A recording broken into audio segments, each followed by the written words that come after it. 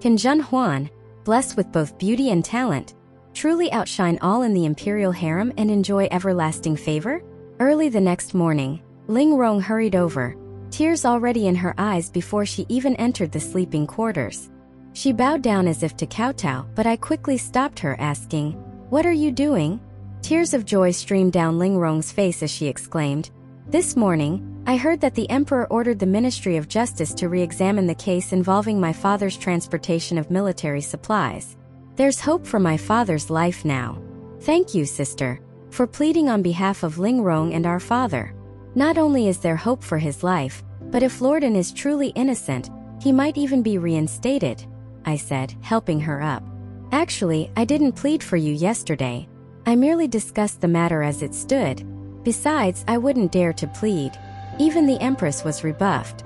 If the Emperor had granted my request, it would have been a great affront to the Empress. Ling Rong looked at me with a puzzled expression. "Wasn't it because of sister's plea that the Emperor agreed to re-examine the case? The Emperor is the sovereign of the nation.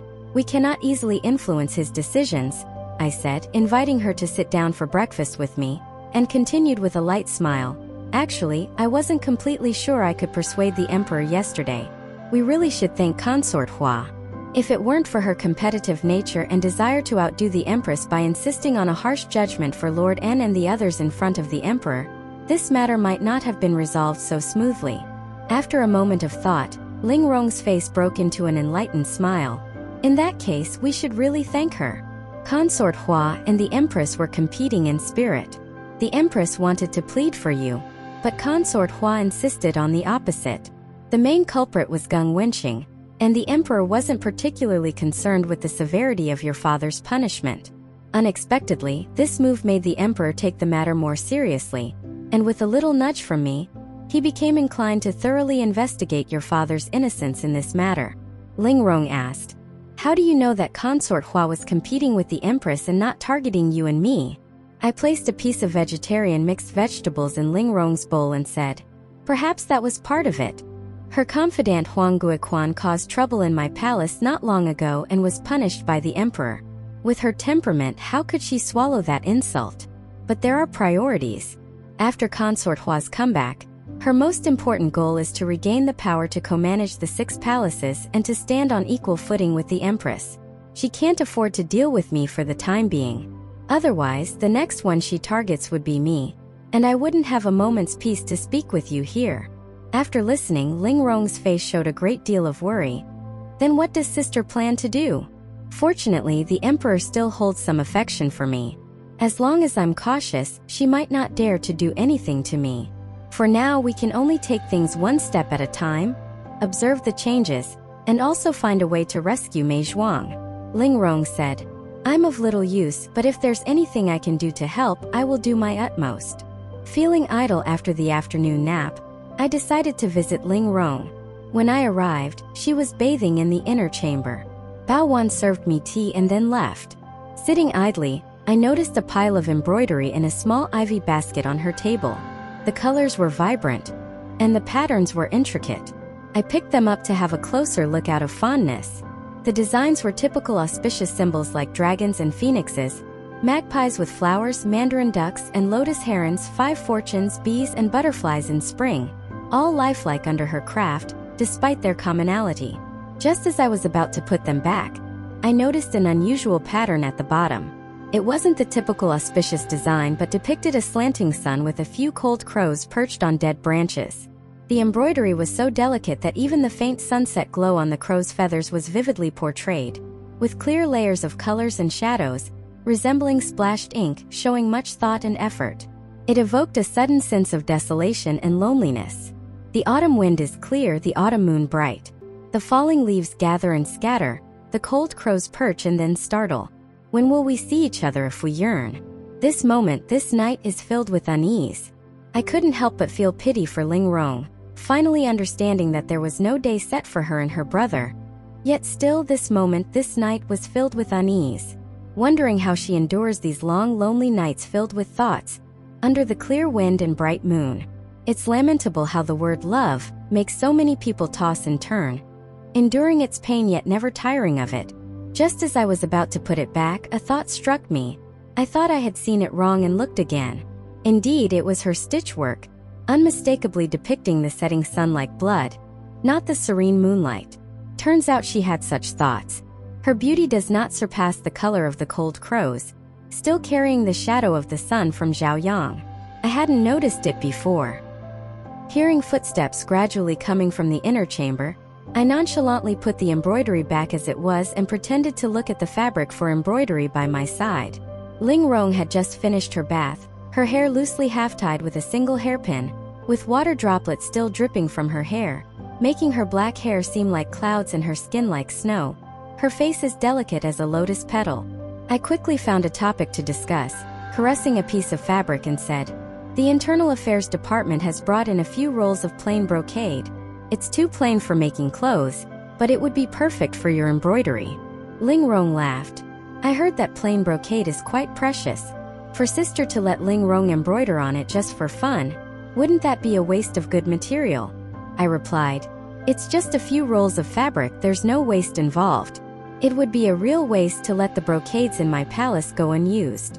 If they could be matched with your exquisite needlework, that would truly do them justice," I said self-deprecatingly. It's not like the days when I was sick in Tangli Palace. Even the fabric for New Year's clothes was deducted by the Internal Affairs Department. Saying so, I had Lu Zhu bring in the plain brocade.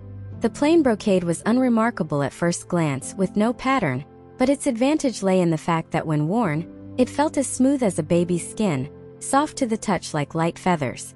Ling Rong, who appreciated and excelled at silk embroidery, was momentarily stunned upon seeing it, her gaze unable to move away.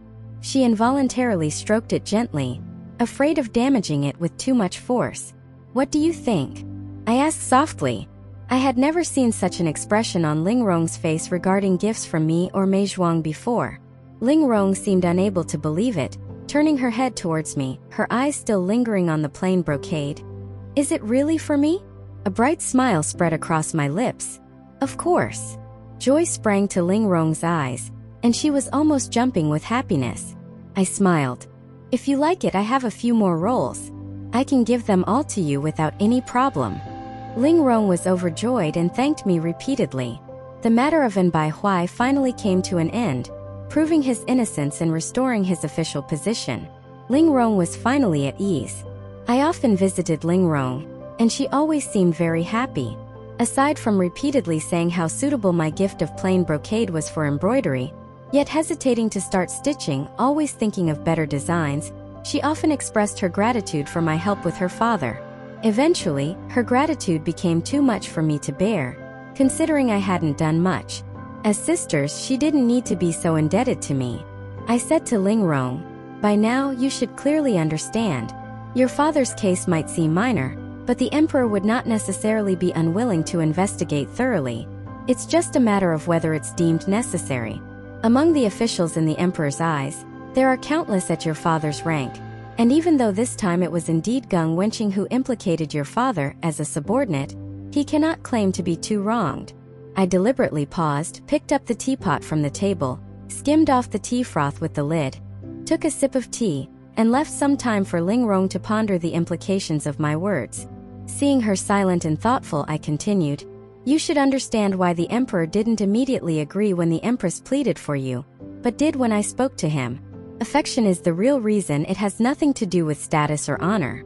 It's all about whether the emperor cares about that person, whether he's willing to be concerned for her. In fact, before me, Consort Hua had also visited the emperor, and you probably know what she intended. Thus, the truth of the matter is important, but who the emperor's heart leans towards is even more so." Ling Rong looked up, her voice soft. "Ling Rong, thanks, sister." I took Ling Rong's hand, and as her sleeve fell, it revealed a section of her snow-white wrist adorned with a plain silver bracelet, flat and unadorned. Worn for so long, its color had a faint tarnished yellow. I said, "You've been wearing this bracelet since you first came to my family. After all this time, I haven't seen you change it." I looked at her for a moment, then my gaze fell back on the bracelet. "Your father went through great hardships to send you to the palace for the selection, investing everything he had, just for you to end up in such a desolate state in the palace, without favor for a lifetime. What kind of fate will your lack of favor bring to your father, to your family?" Upon hearing this, Ling Rong's shoulders trembled violently, and the jade hairpin holding up her hair cast a cold, desolate light in the sunlight. I knew she was moved. Perhaps her heart had already begun to waver at some point in the past, and she just needed my words to firm up her resolve. I sighed deeply, moved by the moment. Do you think the women of the harem vie for favor just for their own glory? Rejoice not for a son, worry not for a daughter. Didn't Wei Zifu dominate the world? It wasn't just during Emperor Wu of Han's time. Though the emperor is wise and may not go to such lengths, who would dare to slight your family, to slight your father? Ling Rong's cold hand gradually warmed in mine. I slid the jade bracelet from my hand onto hers, its spring-water green making the plain silver bracelet look even more dull by comparison, against her fair jade-like wrist. On the small table by the window, there were a few pots of gardenias, newly supplied by the flower room, with buds just showing a hint of bloom, still pale green. New leaves under the gentle sunlight looked like pieces of gleaming jade. Ling Rong sat by the window, the shadow of the parasol tree leaves outside the window screen falling on her slender figure, making her appear even more fragile and pitiful. I pulled out the piece of satin embroidered with the cold crow from the ivy basket and said to Ling Rong, "Your embroidery is nicely colored, and the stitches are agile. You must have put a lot of thought into it. I think it looks quite good." Ling Rong hadn't expected me to bring out this piece, her face showing embarrassment, restless in her seat, unconsciously twisting the satin in her hands, only a corner of the dark crow's wing showing. I gently touched the hairpin at my temple, feeling a slight pang in my heart. Beauty cannot compare to the color of the cold crow, yet it still carries the shadow of the sun from Zhaoyang. The heartaches of the women in the palace may not all be the same, but the sorrow within the boudoir is the same through the ages. Both you and I have experienced the loneliness of Ban Jieyu, who remained alone in the Chongqing palace. But do you wish to end up like Ban Jieyu, alone in the deep palace? I said no more. At this point, further words were unnecessary. The choice was hers to make, and all I could do was offer my advice and support. Follow us to avoid getting lost and enjoy endless exciting stories. For more content, please go to the Story Wall homepage to view more exciting novels.